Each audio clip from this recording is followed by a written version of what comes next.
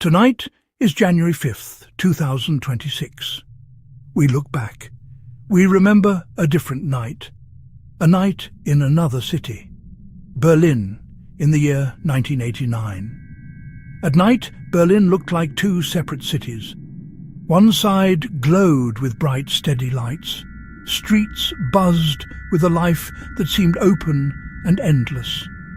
On the other side, many streets were dim. The light was softer, more sparse. A deep quiet settled over these areas after dark. The city was split right down its middle. It was a wound that had scarred the landscape for decades. It was a place where two worlds touched, yet remained impossibly far apart. A wall stood in the middle of this divided city, stark, brutalist, tall and cold to the touch. The wall was born in the deep chill of the Cold War. It went up almost overnight in August of 1961. It was a desperate act, meant to stop a flood of people leaving the East. The world was split into two opposing ideas. Two great powers faced each other across a line of suspicion. One side spoke of freedom, individual choice. The other spoke of collective good, state control. Berlin became the flashpoint, the city where these ideologies met face to face, separated by stone and steel. Life in West Berlin had a rhythm of its own, an island of capitalism inside a socialist state. Colour, noise, goods from around the world, travel, speech and press more open. On the east side, life was quieter, more ordered. The state provided jobs, housing, education, while deciding what you could read, where you could travel, what you could say. Shelves were often bare. People waited in long lines for fruit, for shoes. Hardship fostered community and a sense of living under low ceilings. The wall sliced through neighbourhoods, squares, even cemeteries. A grey monolith defining the edge of their world, always present, even when ignored. The wall did more than just divide a city. It shaped feelings in its shadow. For some in the East, it meant security, protection from the supposed chaos of the West. It was officially an anti-fascist protection barrier. For many others, it was a prison, a suffocating symbol of a lack of freedom.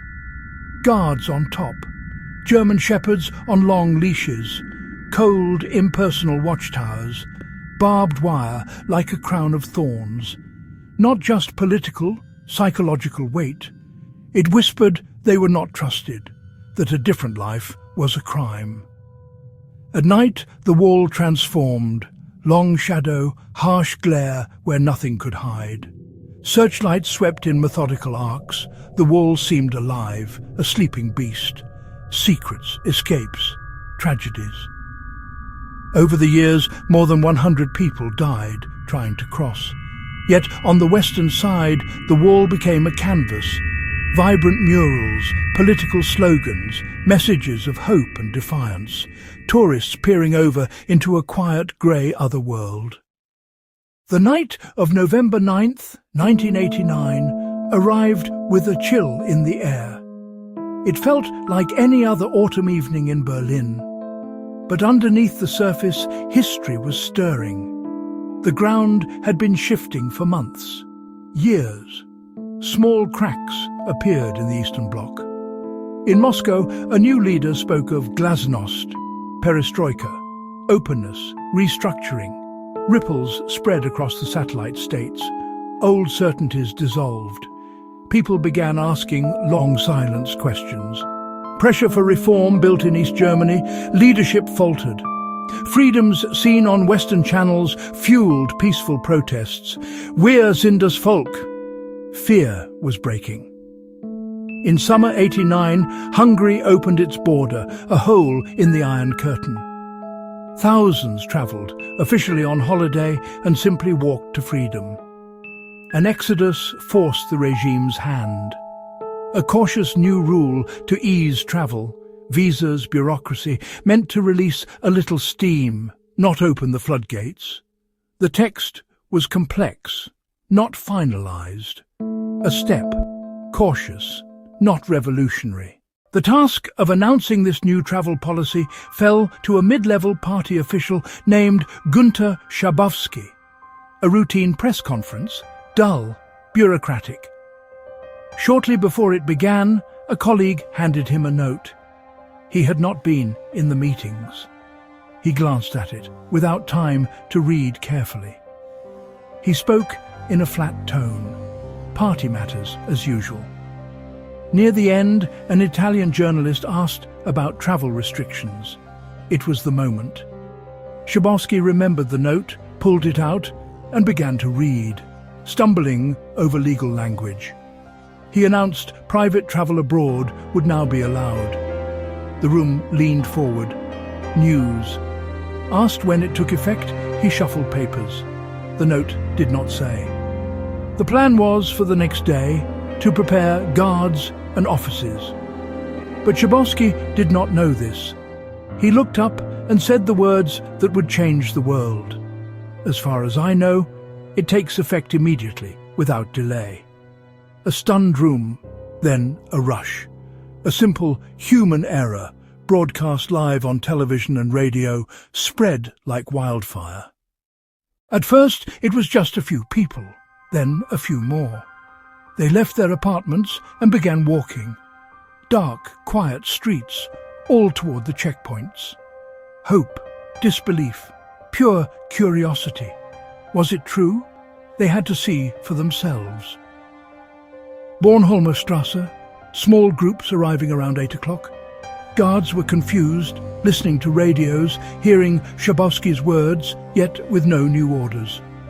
Commanders were silent, rules unchanged, crowds swelled, dozens, hundreds, then thousands.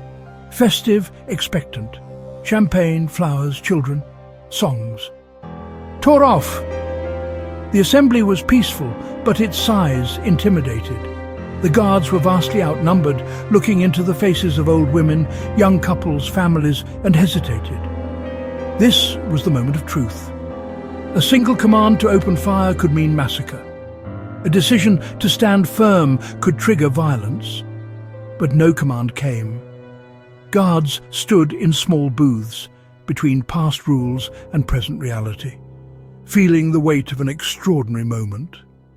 They were ordinary men, facing history pressing in, demanding a choice. At the Bornholmer Strasse checkpoint, the man in charge was a Stasi officer named Harald Jager. He spent the evening phoning for guidance. Superiors said, stand firm, identify provocateurs, stamp passports to revoke citizenship, confused, desperate, senseless. He let a few pass. The crowd grew, pressure mounted. He saw hope, joy, no aggression. His own people wanting to walk freely in their own city. He weighed duty against the spectre of bloodshed, chaos if shots were fired. Control was slipping. He knew he had to act. Official channels had failed him. The decision was his alone. Around 11:30, Jaeger chose not a heroic flourish, but a quiet decision born of exhaustion and a desire to prevent disaster. He turned to his men, looked at the gate, took a deep breath, and gave the order. Öffnen wir jetzt die Schlagbäume. We're opening the barriers now. He chose humanity over protocol, peace over orders. A small, personal act, one that broke the dam. The gate opened, a beat of disbelief, then a cheer. People walked, slowly, reverently, some touching and hugging the soldiers. No shots, no orders, just a quiet decision on a cold November night. The news from Bornholmer Strasse spread like lightning, by whispers and by live television. At other crossings, guards, seeing one gate open without incident, felt emboldened to do the same, little by little, one by one. The trickle became a flood. Thousands, then tens of thousands, greeted by West Berliners. They climbed the wall, danced against the night sky. The sound was not conflict, but celebration. Champagne corks, singing. The concrete monster became a platform. It lost its power, its fear, reclaimed by the people it was built to control.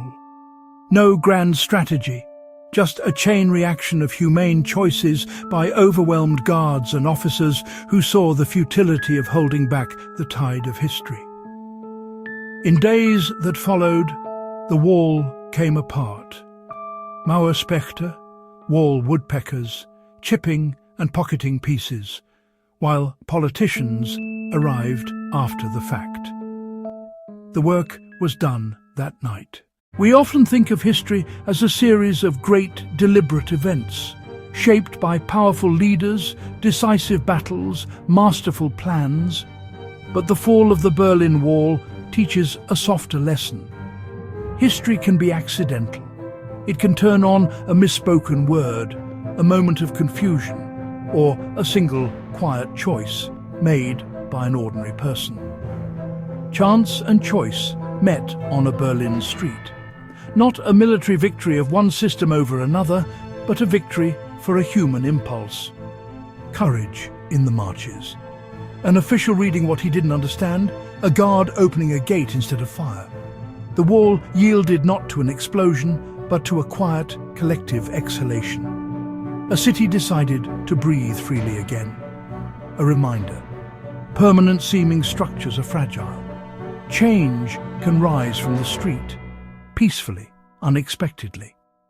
Those images are not just political, they honor the refusal to be divided and the power of shared peaceful desire for freedom. Remember the cold air, the uncertain faces, the joyful tears.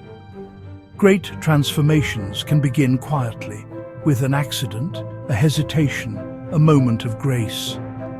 Sometimes history does not march.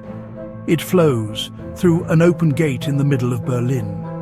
Thanks for watching. Please subscribe to see more videos.